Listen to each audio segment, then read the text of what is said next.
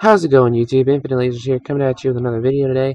Um, I was wondering, what is better, Evilswarm or Constellar? Are Evilswarm really worth the hype when Constellars are just about the same? Basically, Constellars and Evilswarms they're about the same cards, although some of them are worded differently and they have the same pretty much effect. They look different and they've got the same effect.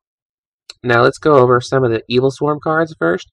There's Evilswarm Thunderbird, which can be banished during any chain.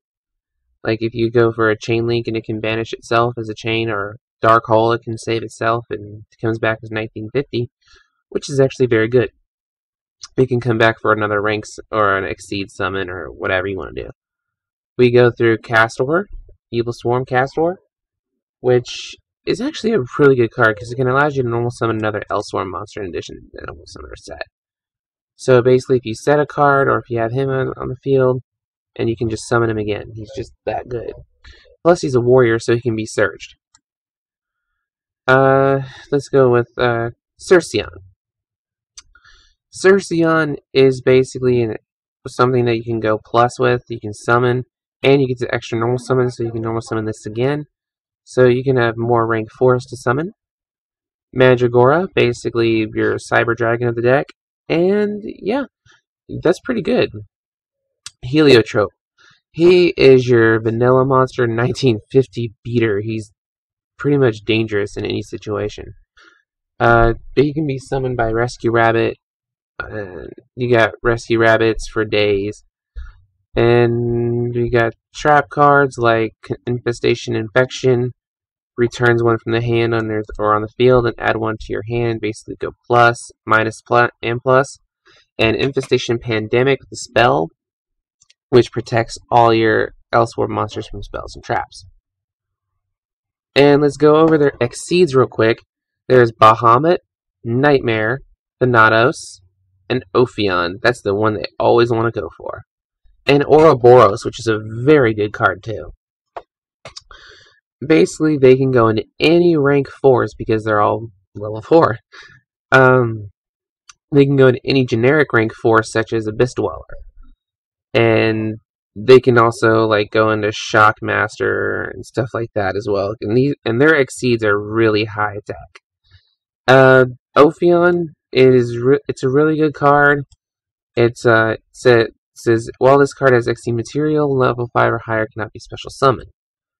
But it's easily destroyed.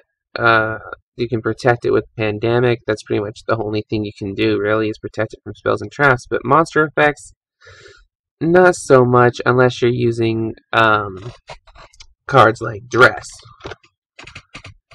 Basically, can't be destroyed by other card effects. So Forbidden Dress is another one of those good cards that Evilswarms can use. Now let me go over Constellars. My personal favorite. Constellars basically have a Chaos. They have Pollux, warrior type as well. They have a Sombrace, which is their Cerceon. They have a Siat, which is their Cyber Dragon. They can go into level 5s, which I don't really need to go into that because of Ophion. And they have Alexandrite Dragon, like one of my builds do.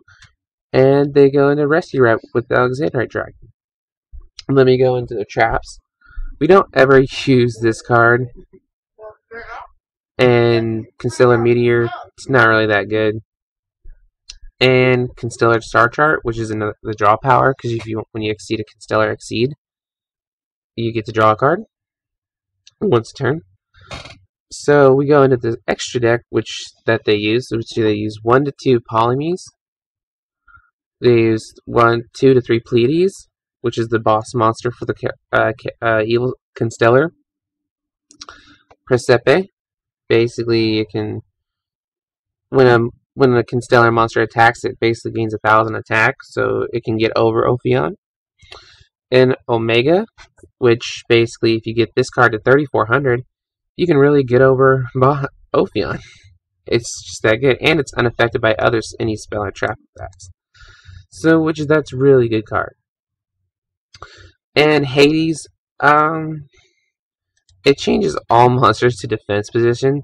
So it's got some really high attack, so it can change these guys to their really low defense. Ophion has such a low defense at 1650. If you change Ophion to defense mode, you can just run over it. And only these decks, only Constellars, can run Honest. Because Honest can really be a game ender. Evilswarms run Forbidden Dress, and Constellars run Honest. That's pretty much your big goal. And you want to keep Ptolemy out because Pleiades, once you lose the materials from Pleiades, you just bounce cards off the field, problematic cards such as Ophion or Nightmare or Hades or anything on the field that is problematic. And yeah, which one do you guys think is better, Constellar or Evilswarm? And that's Infinite Lasers signing out.